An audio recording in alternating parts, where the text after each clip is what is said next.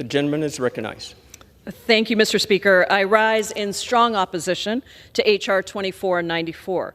Once again, the majority has put forward an extreme and unworkable piece of legislation. No one condones serious assaults against law enforcement officers. However, H.R. 2494 goes well beyond serious crimes to include minor offenses and would even allow people to be deported without an arrest, let alone a conviction. We hear a lot about the border from my Republican colleagues, but let's remember that this bill has absolutely nothing to do with the border or with undocumented immigrants. All this bill does is add a new way for people who are living here lawfully in the United States to be deported. Most importantly, we're talking about the ability to deport lawful permanent residents, people with green cards. My Republican colleagues like to say that they support legal immigration, that these immigrants did things the, quote, right way. Do we really want to be deporting people with lawful status, many of whom are eligible to apply for citizenship for low-level offenses without a conviction, without due process, without a day in court? Let's remember that convictions for serious assaults on law enforcement are already offenses that make someone deportable under current law. Our immigration laws can be very unforgiving and many times capture actions that we do not intend to include. Under current law, if an individual is convicted of a crime of violence and sentenced to a year or more in prison, that is an aggravated felony and that person is deportable. The same is true for someone who is convicted of what's called a crime involving moral turpitude, where the crime is punishable by imprisonment of 1 year or more.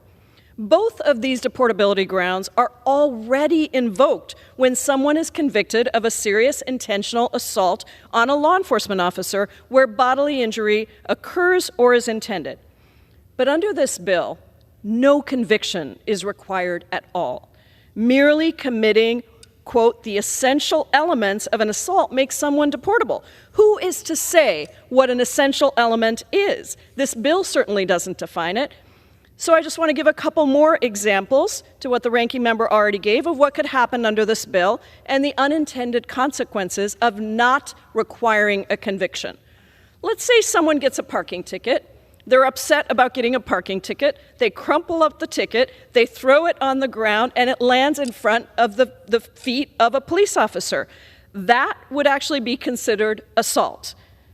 Let's say an EMT is on the scene of an accident, and they're going to give someone medical care. But that person is in the throes of having just been in a serious situation. They're afraid. They push the hand of that EMT away,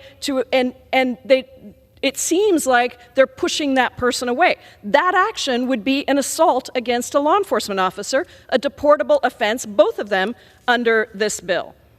Unfortunately, during our markup, which was lengthy, we learned that our Republican colleagues are completely fine deporting people for this kind of conduct. In fact, one colleague, Republican colleague, even said that he's fine deporting someone if there is no contact at all with law enforcement.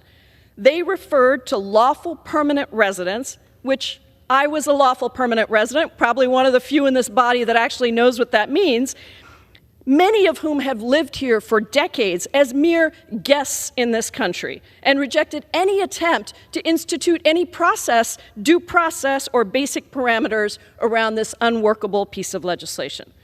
Instead of attempting to score cheap political points during Police Week, my colleagues should be working with us on real bipartisan solutions to achieve humane and just immigration reform. I urge my colleagues to reject this bill, and I yield back the balance of my time.